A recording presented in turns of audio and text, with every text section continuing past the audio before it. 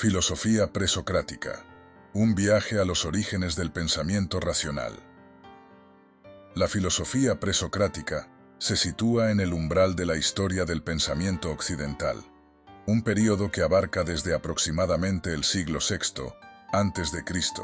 hasta la llegada de Sócrates, en el V a.C.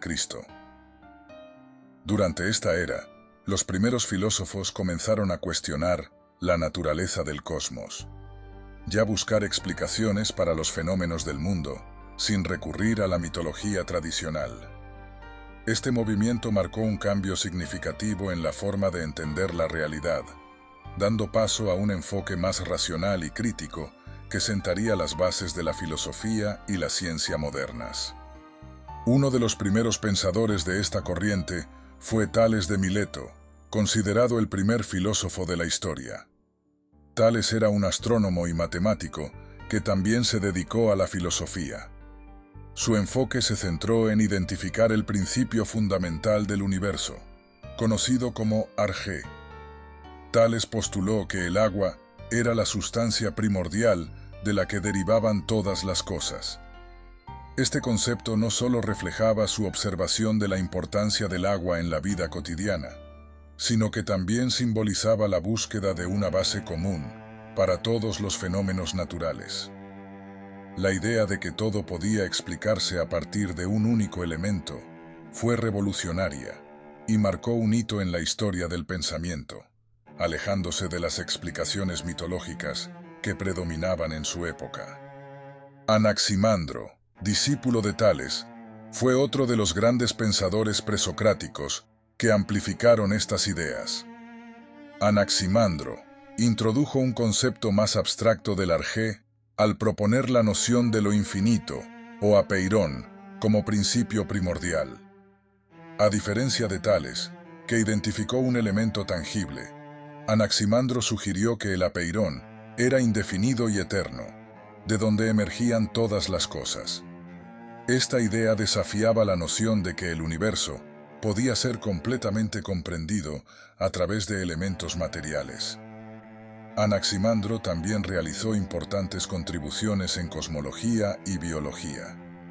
Su teoría sobre el origen de la vida sugería que los seres vivos surgieron del agua, y que los primeros hombres y mujeres fueron producidos a partir de criaturas marinas, lo que anticipaba ideas evolutivas que se desarrollarían mucho más tarde. Heráclito de Éfeso, contemporáneo de Anaximandro, ofreció una perspectiva radicalmente diferente sobre la naturaleza del cosmos. Es famoso por su afirmación de que todo fluye, panta rei, lo que significa que la realidad está en un constante estado de cambio. Heráclito argumentaba que el conflicto y la tensión son inherentes a la vida y que la lucha entre opuestos es lo que permite la misma existencia. Para él, el fuego era el símbolo del cambio eterno y el principio unificador que subyace en la diversidad del mundo. Su famosa frase, "No se puede entrar dos veces en el mismo río", ejemplifica su visión del mundo como un lugar en constante transformación. La idea de que la estabilidad es una ilusión y que el cambio es la única constante desafió las creencias tradicionales y alentó a las personas a aceptar la impermanencia de la vida. La diversidad de pensamientos entre los filósofos presocráticos también se refleja en la obra de Anaxímenes, quien, al igual que Tales, buscaba un principio primordial para el cosmos. Anaxímenes propuso que el aire era la sustancia fundamental, de la cual se derivan todas las demás cosas. Su enfoque era más mecanicista y menos místico que el de Anaximandro y Heráclito, lo que indica que había una variedad de enfoques en el pensamiento presocrático. La búsqueda de un principio unificador entre los elementos y fenómenos del mundo fue un rasgo distintivo de esta época. La obra de Pitágoras también merece una mención especial en este contexto. Aunque a menudo se le conoce más por sus contribuciones a la matemática, su influencia se extendió a la filosofía. Pitágoras creía que los números eran la esencia de todas las cosas y que el universo podía entenderse a través de relaciones numéricas. La idea de que la realidad tenía un orden matemático fue un avance significativo en el pensamiento racional, y su escuela influyó en muchos filósofos posteriores, incluyendo a Platón. A medida que estos pensadores presocráticos cuestionaban y exploraban la naturaleza del cosmos, también sentaban las bases para el desarrollo de la lógica y la ciencia. La transición de explicaciones mitológicas a teorías basadas en la observación y la razón abrió nuevas puertas para el conocimiento.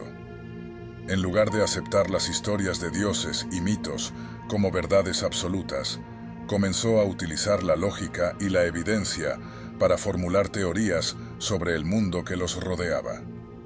Este cambio de paradigma fue esencial para el desarrollo de la filosofía clásica y la posterior evolución de la ciencia. La influencia de la filosofía presocrática se puede ver en la obra de Sócrates, quien, aunque no dejó escritos, fomentó un método de diálogo y cuestionamiento que se convertiría en la base de la filosofía occidental. Sócrates desafió a sus contemporáneos a examinar sus creencias y buscar una comprensión más profunda de la vida y la moralidad. Este enfoque dialéctico tuvo sus raíces en la tradición de cuestionar la naturaleza del conocimiento y la existencia que los presocráticos habían iniciado. En conclusión, la filosofía presocrática fue un período de gran creatividad e innovación que sentó las bases del pensamiento crítico y racional. Filósofos como Tales de Mileto, Anaximandro y Heráclito no solo exploraron el cosmos y buscaron el principio fundamental del universo, sino que también desafiaron los gemas arraigados en la mitología. Su legado perdura en la forma en que concebimos la ciencia, la lógica y la filosofía hoy en día. Al abordar las preguntas fundamentales sobre la existencia y la naturaleza de la realidad, estos pensadores nos enseñaron que el conocimiento se puede obtener a través de la observación, el razonamiento y el diálogo, un principio que sigue siendo relevante en la búsqueda del entendimiento humano en la actualidad. Sócrates y el método socrático. En el siglo V a.C., en el corazón de la Atenas clásica, una figura singular y profundamente influyente emergió en el ámbito del pensamiento filosófico: Sócrates. Este filósofo, cuya vida y enseñanzas dejaron una huella indeleble en la historia del pensamiento occidental, revolucionó la manera en que se concebía la filosofía. Mientras que sus predecesores, como Tales de Mileto y Heráclito, habían puesto el énfasis en el estudio de la naturaleza y el cosmos, Sócrates dio un giro radical hacia el estudio del hombre, su vida moral y ética, y el modo en que las personas deberían vivir para alcanzar la virtud y la felicidad. Nacido en 470 a.C. en Atenas, Sócrates pasó la mayor parte de su vida en las calles de la ciudad, donde se convirtió en una figura conocida por sus interrogatorios filosóficos y sus discusiones sobre temas profundos. Aunque Sócrates nunca escribió nada, su legado filosófico fue transmitido por sus discípulos, entre los que destacan Platón, Jenofonte y Aristóteles. De hecho, es gracias a ellos que conocemos muchos de los detalles sobre la vida y el pensamiento de Sócrates. La mayor parte de la información sobre él proviene de los diálogos de Platón, en los cuales Sócrates es el personaje principal y a través de los cuales se transmite su visión del mundo. Uno de los aspectos más importantes de la vida de Sócrates fue su método de enseñanza, conocido como el método socrático, que se fundamentaba en el diálogo y la crítica reflexiva. Este método no consistía en transmitir conocimiento de manera dogmática ni en afirmar verdades absolutas, sino en involucrar a las personas en una conversación profunda en la que pudieran examinar sus creencias, cuestionar sus presunciones y llegar a una comprensión más clara y fundamentada de las ideas. Sócrates, de hecho, nunca se demostró a sí mismo un maestro en el sentido tradicional de la palabra, sino más bien una guía en el proceso de autodescubrimiento y reflexión filosófica. El método socrático. El arte de preguntar. El método socrático es un enfoque basado en el diálogo y el cuestionamiento.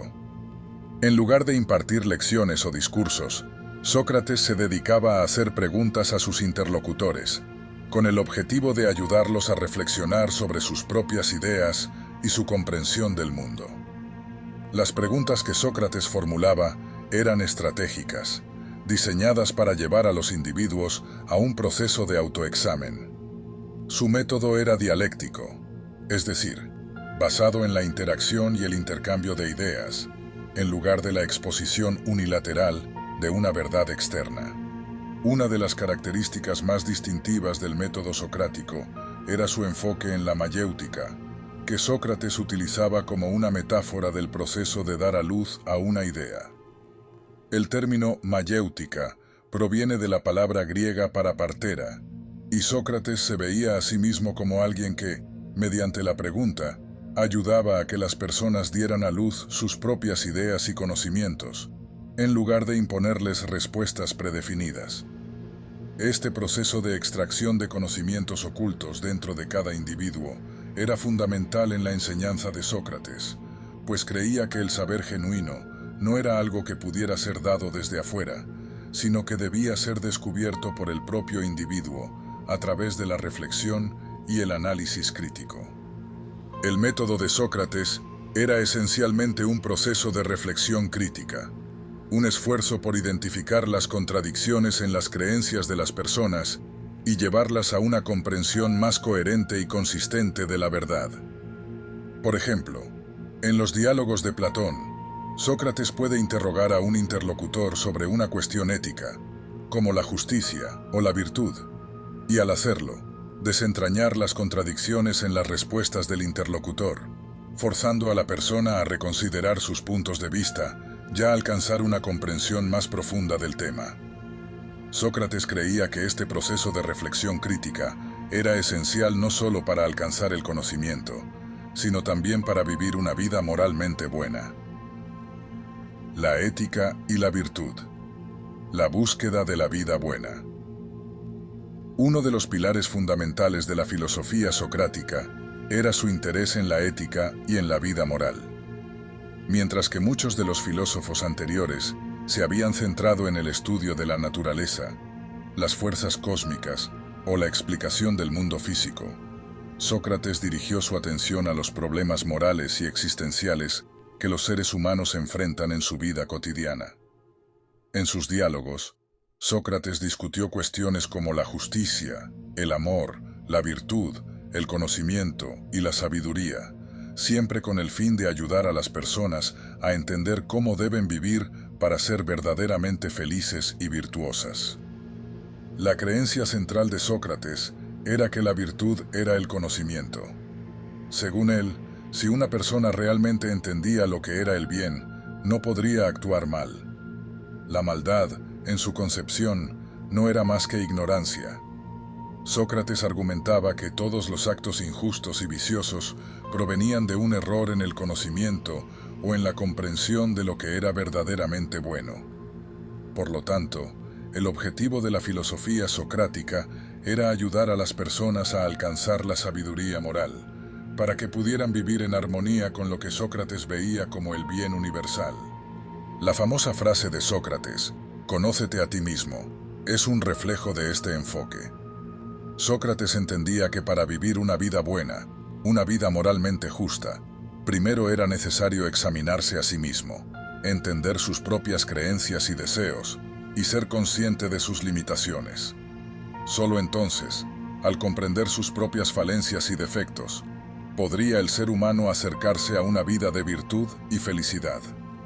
Sócrates también creía que la vida moral no solo consistía en alcanzar la virtud por sí misma, sino también en la acción. La ética de Sócrates no era una ética abstracta o teórica, sino que era práctica, orientada a la acción y a la toma de decisiones cotidianas que contribuirían al bienestar común. Para Sócrates, vivir una vida buena implicaba actuar en conformidad con la virtud en todos los aspectos de la vida. La justicia no solo era una cuestión de reflexión filosófica, sino también de comportarse justamente en la vida diaria, en las relaciones con los demás, en la política y en la interacción social. Sócrates y la democracia ateniense. En muchos aspectos, la vida y el pensamiento de Sócrates fueron una respuesta crítica a la democracia ateniense de su tiempo. Atenas, durante el siglo V a.C., vivió su época dorada, pero también enfrentaba profundos problemas políticos, sociales y culturales.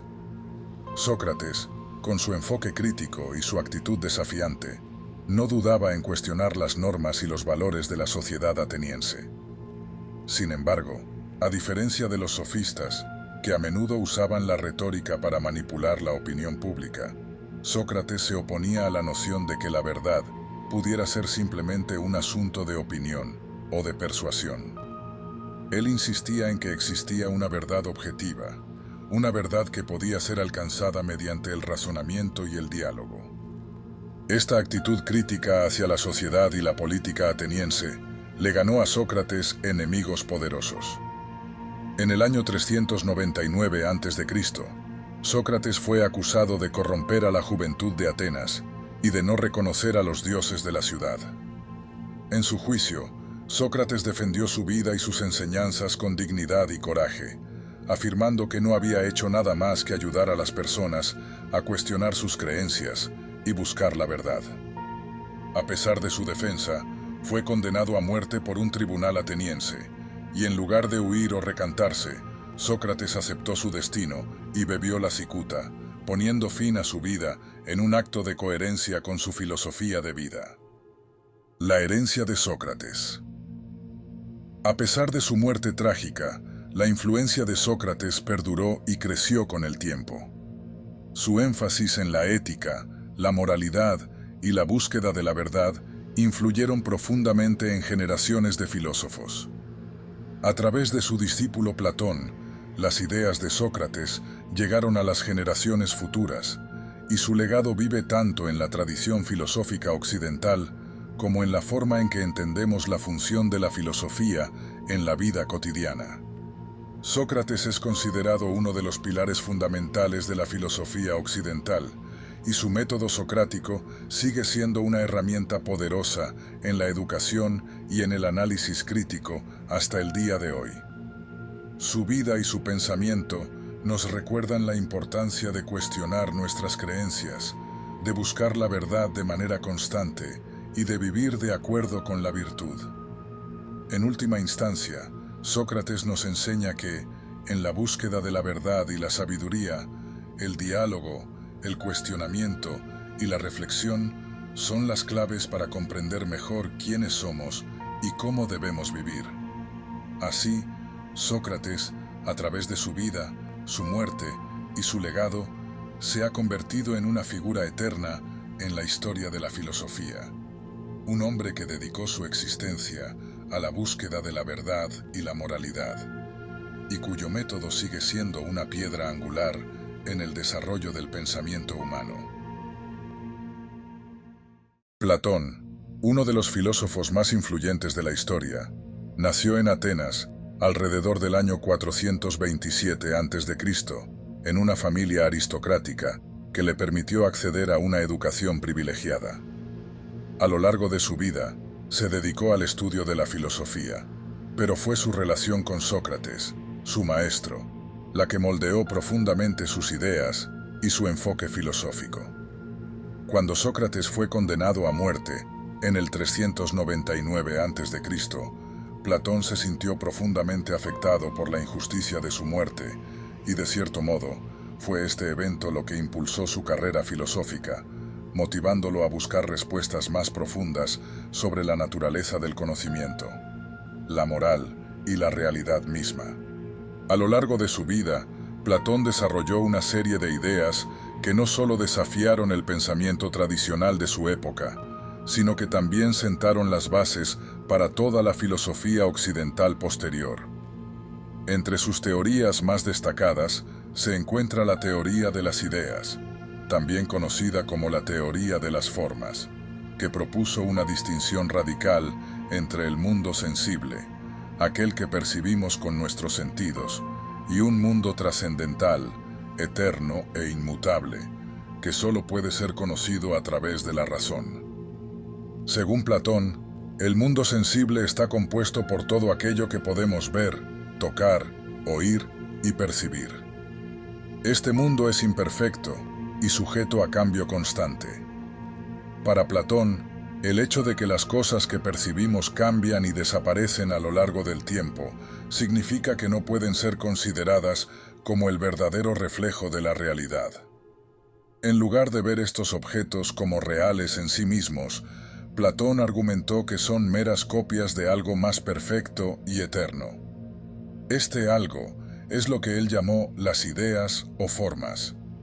Las ideas no son simplemente pensamientos abstractos, sino que constituyen la verdadera realidad, y existen independientemente de los objetos materiales que percibimos. Por ejemplo, el concepto de belleza es una idea perfecta, mientras que las cosas bellas que vemos en el mundo sensible son solo copias imperfectas de esa idea de belleza. Platón explica esta visión filosófica en varias de sus obras, siendo una de las más relevantes La República, donde introduce la alegoría de la cueva para ilustrar la distinción entre el mundo sensible y el mundo de las ideas. En esta alegoría, Platón describe a un grupo de prisioneros que han estado encadenados dentro de una cueva durante toda su vida, de tal manera que solo pueden ver las sombras proyectadas en una pared por objetos que pasan frente a un fuego. Estas sombras, para los prisioneros, son la única realidad que conocen. Sin embargo, uno de ellos es liberado y sale de la cueva. Al principio, le resulta difícil ver la luz del sol, pero gradualmente llega a comprender que las sombras que vio antes no eran la verdadera realidad, sino solo un reflejo distorsionado de las formas reales, que solo puede contemplar ahora que está afuera de la cueva. A través de esta alegoría, Platón subraya la importancia de la educación filosófica, que tiene la capacidad de liberar a los individuos de las ilusiones del mundo sensible y llevarlos hacia el conocimiento de las ideas, que son inmutables, perfectas y eternas. Esta enseñanza, según Platón, es el camino hacia la verdad, que no puede ser alcanzada a través de la experiencia sensorial, sino solo a través de la reflexión intelectual y el razonamiento puro. Un concepto fundamental de la teoría platónica es la noción de que el alma humana, antes de estar encarnada en un cuerpo, tuvo contacto directo con el mundo de las ideas. En su visión, el alma es inmortal y al haber estado en contacto con las ideas, conserva un conocimiento innato de ellas. El proceso de aprendizaje, por tanto, no consiste en adquirir nuevo conocimiento, sino en recordar lo que el alma ya conoció en su existencia precorpórea. Este concepto se conoce como anamnesis, que significa recuerdo o recolección. Según Platón, el verdadero conocimiento se alcanza cuando el alma recuerda las ideas que conoció antes de nacer, y esta revelación es posible solo a través del pensamiento filosófico. Además, Platón no solo definió las ideas en términos abstractos, sino que las vinculó con aspectos fundamentales de la vida social y política. En su obra La República, Platón propuso una sociedad ideal en la que los individuos estuvieran organizados de acuerdo con su naturaleza y su capacidad para acceder a las ideas. En esta sociedad, los filósofos serán los gobernantes, ya que ellos son los que, a través del conocimiento de las ideas, tienen la capacidad de guiar al pueblo hacia el bien común. Para Platón, la justicia en la sociedad se logra cuando cada individuo desempeña el rol para el cual está mejor capacitado, y el filósofo rey, al conocer la verdad de las ideas, podría tomar las decisiones más justas y sabias para la comunidad. Además de su aportación filosófica, Platón también fue un organizador destacado de la educación. Fundó la Academia de Atenas, alrededor del 387 a.C., que es considerada como la primera institución educativa superior del mundo occidental. La Academia de Platón se convirtió en un centro de estudios filosóficos y científicos donde se enseñaba la doctrina platónica y se debatían cuestiones filosóficas de gran relevancia. Entre los estudiantes de la academia se encontraba Aristóteles, quien más tarde desarrollaría su propia filosofía, aunque en muchos aspectos contrarios a la de su maestro. A través de la academia, Platón dejó un legado que perduraría durante siglos y que influiría en el desarrollo de la filosofía y la ciencia en el mundo occidental. El impacto de Platón y su teoría de las ideas fue profundo y duradero. Afecta tanto la filosofía de su tiempo como la de las generaciones posteriores. Si bien muchos filósofos, incluido su discípulo Aristóteles, criticaron algunas de sus ideas, la visión platónica del mundo como un lugar de realidades ideales, inmutables y perfectas, continúa siendo una influencia central en el pensamiento filosófico, especialmente en las tradiciones filosóficas que se desarrollaron durante la Edad Media, como el neoplatonismo, y en la filosofía moderna. Platón también es conocido por su influencia en la teoría del conocimiento, la ética y la política, siendo su obra una fuente indispensable de estudio para aquellos interesados en los problemas fundamentales de la existencia humana. En resumen, Platón, a través de su teoría de las ideas, desafiaba la visión materialista y sensorial del mundo, proponiendo que la verdadera realidad no está en las cosas que podemos ver y tocar, sino en un mundo trascendental de formas perfectas e inmutables. Su influencia en la filosofía y en la historia del pensamiento humano es incalculable, y sus enseñanzas continúan siendo estudiadas y discutidas hasta el día de hoy. Su legado no solo radica en sus teorías filosóficas, sino también en su contribución al establecimiento de la educación filosófica, como lo demuestra la fundación de la Academia, que abrió las puertas a una nueva era de pensamiento racional y académico en el mundo antiguo. Aristóteles y el enfoque empírico. Aristóteles, nacido en el año 384 a.C. en Estagira, una pequeña ciudad en la región de Macedonia, es considerado uno de los más grandes filósofos y científicos de la historia. Su influencia ha sido tan profunda que su legado ha perdurado por más de 2 milenios, marcando el curso del pensamiento occidental.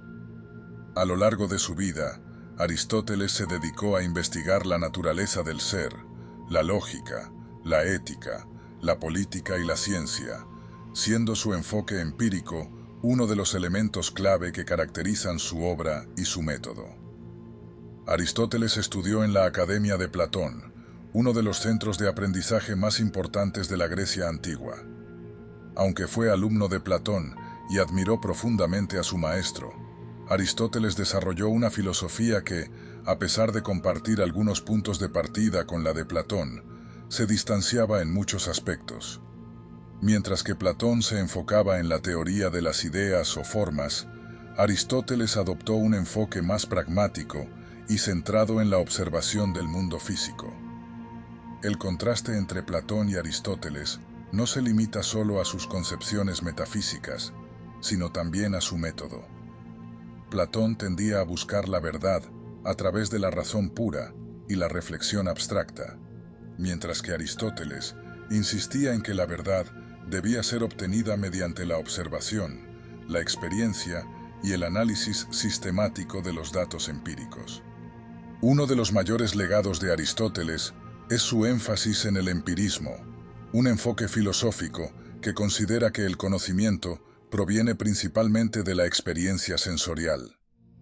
A diferencia de Platón, quien creía que el conocimiento verdadero solo se podía acceder a través de la contemplación de las ideas en un plano abstracto, Aristóteles sostenía que solo mediante la observación del mundo físico y la recopilación de datos empíricos es posible obtener conocimientos confiables.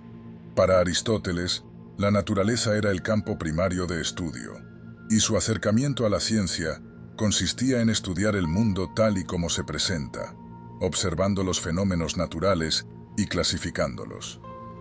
En lugar de confiar en abstracciones filosóficas, Aristóteles prefería basar sus teorías en la observación directa de los hechos y en la experimentación.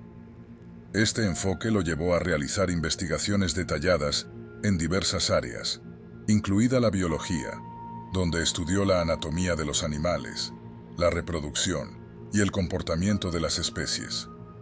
Sus observaciones fueron tan detalladas y rigurosas que algunos de sus trabajos, como la historia de los animales, permanecieron como fuente de conocimiento durante siglos.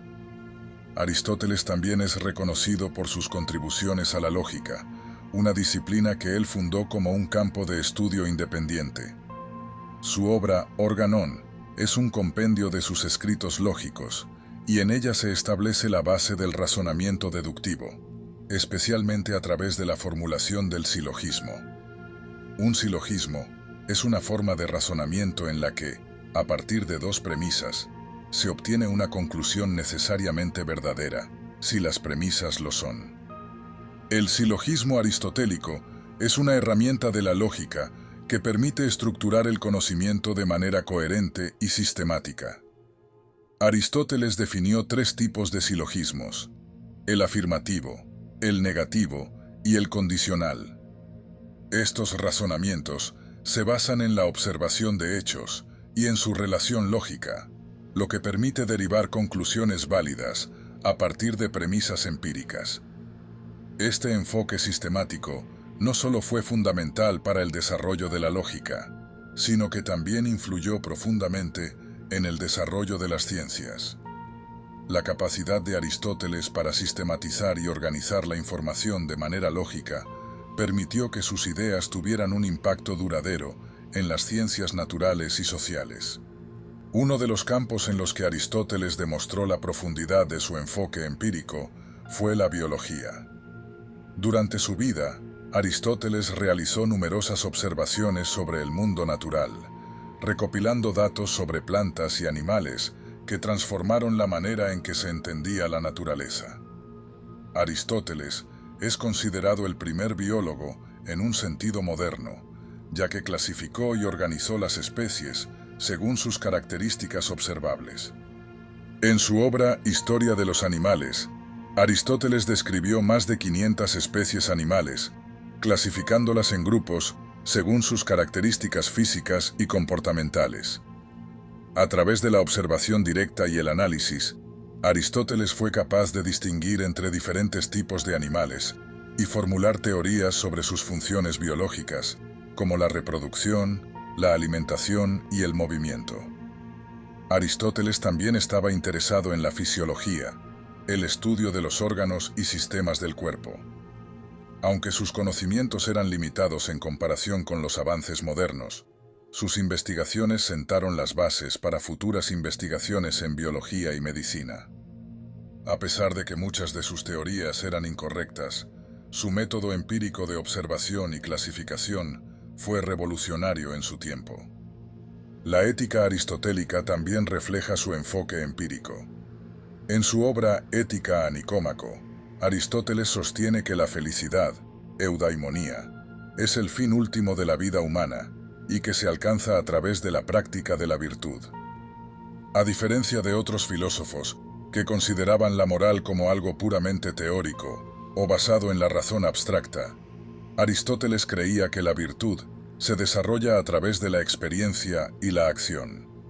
Según Aristóteles, para alcanzar la felicidad, los individuos deben vivir de acuerdo con la doctrina del justo medio, que consiste en evitar los extremos y buscar el equilibrio en todas las áreas de la vida.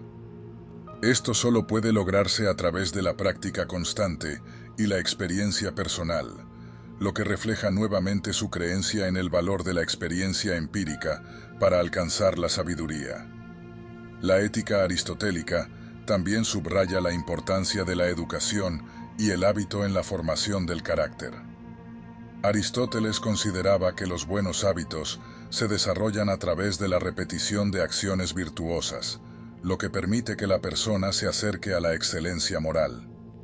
De esta manera, la ética no es un conjunto de reglas abstractas, sino una serie de prácticas que los individuos pueden aprender y aplicar en su vida diaria a través de la experiencia. La obra política de Aristóteles es otro ejemplo claro de su enfoque empírico. En este tratado, Aristóteles analiza diferentes formas de gobierno y sus respectivas ventajas y desventajas. Al igual que en su enfoque de la biología y la ética, Aristóteles abordó la política desde una perspectiva práctica, observando las realidades sociales y políticas de las ciudades-estado griegas de su tiempo. Aristóteles clasifica las formas de gobierno en tres tipos legítimos: la monarquía, la aristocracia y la república, y tres tipos corruptos: la tiranía, la oligarquía y la democracia. Su análisis se basa en la observación de las instituciones políticas y en los comportamientos de las personas en el poder. Aristóteles cree que el mejor tipo de gobierno es aquel que busca el bienestar común y fomenta la virtud entre sus ciudadanos. A lo largo de Política, Aristóteles también reflexiona sobre temas como la esclavitud, la educación, la propiedad y la justicia, buscando siempre una visión equilibrada y realista de la organización social. Su enfoque práctico y su atención a los detalles concretos de la vida política lo han convertido en uno de los pensadores más influyentes en la historia de la teoría política. El impacto de Aristóteles en la ciencia moderna no puede subestimarse. A través de su enfoque empírico y su metodología sistemática, Aristóteles abrió el camino para el desarrollo de las ciencias naturales, la lógica y las ciencias sociales. Aunque algunas de sus teorías han sido superadas por los avances científicos, su influencia sigue siendo evidente en muchas áreas del conocimiento. El método de observación, clasificación y análisis empírico de Aristóteles sentó las bases de la ciencia moderna. Los biólogos, físicos y químicos de la era moderna deben mucho a los principios que Aristóteles estableció en sus investigaciones. Su insistencia en la importancia de la experiencia directa y la observación sistemática de la naturaleza sigue siendo un pilar fundamental en la ciencia actual. Aristóteles también es considerado el padre de la lógica formal, y su influencia en la filosofía de la ciencia continúa siendo importante en la actualidad. Su enfoque en la búsqueda del conocimiento mediante la razón y la observación ha inspirado a generaciones de científicos, filósofos y pensadores a seguir sus pasos en la búsqueda de la verdad. En resumen, Aristóteles representa uno de los pilares fundamentales del pensamiento occidental. Su énfasis en la observación empírica, el análisis lógico y el estudio sistemático de la naturaleza sentaron las bases para el desarrollo de la ciencia moderna. Sus contribuciones en campos tan diversos como la biología, la ética, la política y la lógica siguen siendo una fuente invaluable de conocimiento y reflexión en la actualidad. Durante los siglos III y II a.C., el mundo griego y romano se vio sumido en una transformación profunda, marcada no solo por las luchas políticas y las conquistas territoriales, sino también por una revolución en el pensamiento filosófico. Fue en este contexto tumultuoso que surgieron dos de las escuelas de pensamiento más influyentes de la historia: el estoicismo y el epicureísmo. Aunque ambas corrientes tenían puntos de convergencia, como su interés por la ética y la felicidad, sus enfoques eran radicalmente distintos, y sus seguidores se adentraron en el dilema de cómo vivir la vida de manera plena y serena, enfrentando los avatares de la existencia humana. Component placement, las pasiones y los sufrimientos. El estoicismo, fundado por Zenón de Sitio en el año 300 a.C., comenzó en Atenas, una ciudad que había conocido las glorias de la democracia y los horrores de la guerra. Zenón, un comerciante de Tiro que, tras un naufragio, encontró refugio en la ciudad griega, adoptó una filosofía que rechazaba los placeres mundanos y los excesos. Según Zenón, la verdadera felicidad no se encontraba en los bienes materiales ni en la satisfacción de los deseos, sino en la virtud, el autocontrol y la aceptación del destino. El estoicismo se basaba en la idea de que el universo estaba gobernado por un logos divino, una razón universal que ordenaba todo. Para el estoico, el hombre debía alinearse con esa razón, viviendo de acuerdo con la naturaleza y dominando las pasiones que lo desvían de su propósito superior. Este enfoque se cimentó a través de la enseñanza de Zenón, que propugnaba una vida de moderación, destreza en la autodisciplina y el ejercicio constante de la razón. El ideal estoico era el sabio, una figura de temple inquebrantable, capaz de mantenerse sereno ante la adversidad, sin dejarse arrastrar por las emociones, y con la capacidad de aceptar lo que no podía cambiar. Lo que está en nuestras manos, decía Zenón, es la virtud, mientras que lo que no lo está es el destino, que debe ser recibido con tranquilidad. Por otro lado, el epicureísmo, fundado por Epicuro alrededor del 307 a.C., surgió con una perspectiva profundamente diferente. Epicuro, nacido en Samos, creía que el objetivo de la vida era alcanzar la felicidad a través del placer, pero un placer que no era hedonista ni excesivo, sino un placer moderado y racional, en armonía con la naturaleza. Según Epicuro, la felicidad se alcanzaba al eliminar el dolor y la angustia de la vida, buscando una existencia tranquila y libre de temores, especialmente del miedo a los dioses y la muerte. Para Epicuro, el placer era el bien supremo, pero este no debía entenderse como una búsqueda de excesos o lujos, sino como la ausencia de sufrimiento físico y emocional. La verdadera felicidad reside en la paz interior, en la amistad sincera, en los placeres simples y en la reflexión profunda. Rechazaba los placeres de la carne y el lujo, al considerar que estos solo conducían a más sufrimiento y ansiedad. La filosofía epicúrea, por lo tanto, propugnaba una vida de prudencia y moderación, donde el ser humano debía cultivar su vida intelectual y emocional para lograr un equilibrio sereno y satisfactorio. Aunque Epicuro subrayaba la importancia de los placeres sensoriales, especialmente aquellos que surgían de la amistad, la comida sencilla y el retiro del bullicio social, su enfoque también iba dirigido a la liberación de los miedos irracionales. Enseñaba que la muerte no era algo a temer, pues, según él, cuando estamos vivos, la muerte no está presente, y cuando la muerte llega, ya no estamos allí para experimentarla. Este enfoque racional frente a la muerte fue uno de los aspectos más distintivos de la filosofía epicúrea, pues muchos de sus contemporáneos vivían sumidos en el temor al más allá, una angustia que Epicuro consideraba una de las principales fuentes de sufrimiento humano.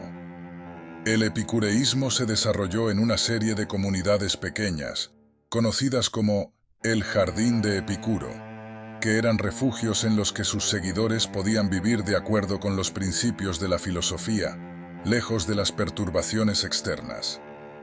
En estos lugares, la vida comunitaria se basaba en la búsqueda del placer racional y en la eliminación del dolor innecesario.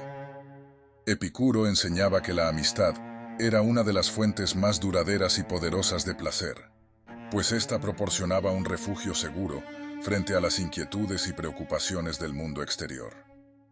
A pesar de sus diferencias fundamentales, tanto el estoicismo como el epicureísmo ofrecían soluciones prácticas para una vida más serena y feliz. Sin embargo, en cuanto a la naturaleza de las emociones y las pasiones, las dos escuelas adoptaban enfoques opuestos. Los estoicos consideraban que las pasiones, como el deseo y el miedo, debían ser controladas y erradicadas, pues se consideraban obstáculos para la virtud. Un hombre estoico debía ser capaz de mantener su ecuanimidad ante cualquier circunstancia, ya fuera la pobreza, la enfermedad o la muerte.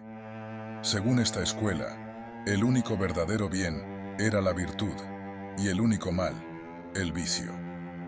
En cambio, los epicúreos no consideraban las pasiones como intrínsecamente malas, sino como elementos que debían ser gestionados cuidadosamente. Para ellos, las emociones podían ser una fuente de placer, siempre y cuando eran moderadas y no llevaran a la destrucción de la paz interior. Epicuro no veía la eliminación de las pasiones como un objetivo, sino su transformación en formas de placer equilibrado. La rivalidad entre estas dos escuelas fue feroz, y su influencia se sintió tanto en el ámbito filosófico como en el político y social. Durante siglos, las enseñanzas de Zenón y Epicuro dominaron el pensamiento occidental, y sus seguidores se dispersaron por todo el mundo helenístico, desde Roma hasta Persia, buscando llevar sus doctrinas al pueblo. Los estoicos, con su énfasis en la autodisciplina y el control de las emociones, influenciaron fuertemente a los pensadores romanos, especialmente a figuras como Séneca, Epicteto y el emperador Marco Aurelio. Estos filósofos estoicos encontraron consuelo y fortaleza en sus enseñanzas mientras lidiaban con las complicaciones políticas y personales de la vida romana. Los epicúreos, por su parte, fueron menos visibles en la política, pero su influencia en la vida privada y en la filosofía de la ética fue profunda. Sus enseñanzas sobre el placer y la amistad resonaron en un mundo que, a menudo, parecía estar al borde del caos.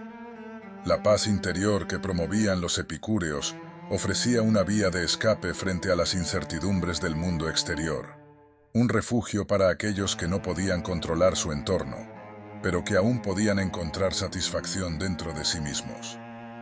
A medida que el tiempo avanzaba, y a pesar de la competencia filosófica, ambas escuelas de pensamiento se vieron desafiadas por nuevas corrientes y eventos históricos.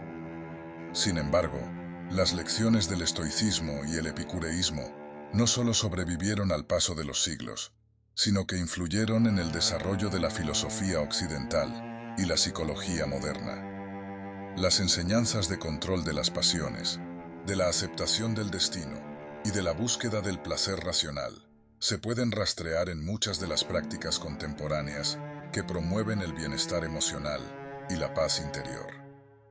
En última instancia, las figuras de Zenón de Sitio y Epicuro siguen siendo, aún hoy, símbolos de dos caminos divergentes hacia la felicidad, la serenidad y la vida plena.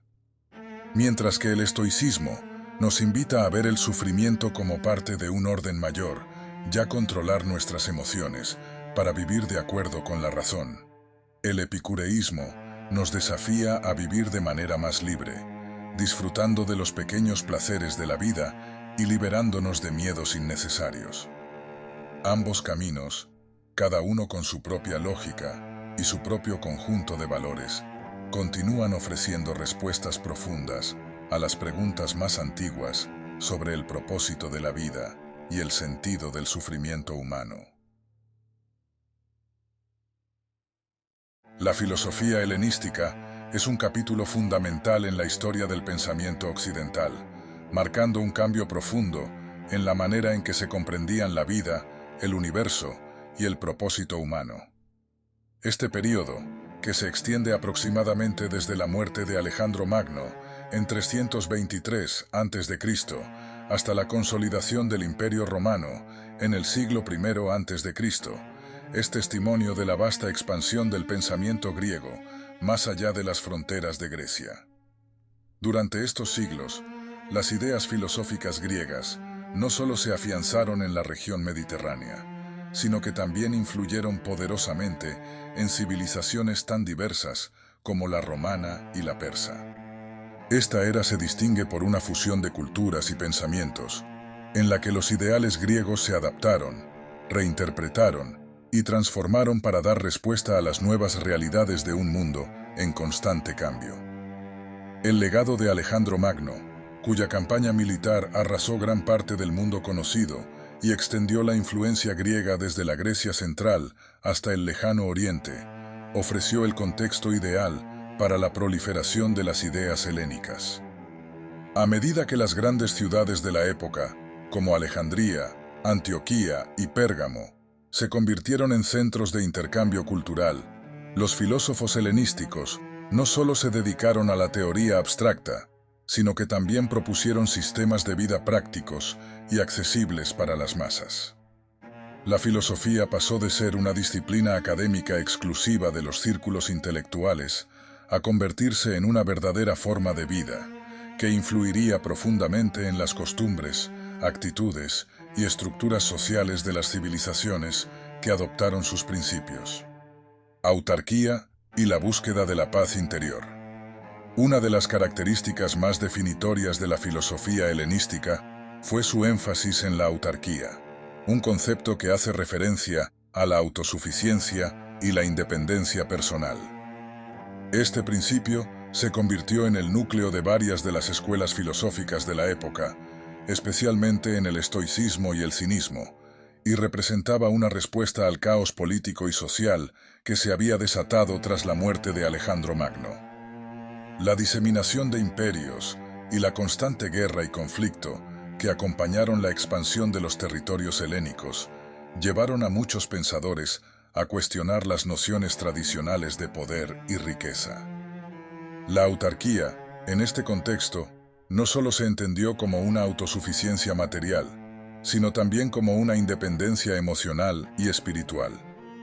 Los filósofos helenísticos sugirieron que el verdadero bienestar no dependía de las circunstancias externas, sino de la capacidad del individuo para gobernarse a sí mismo y vivir en armonía con la naturaleza.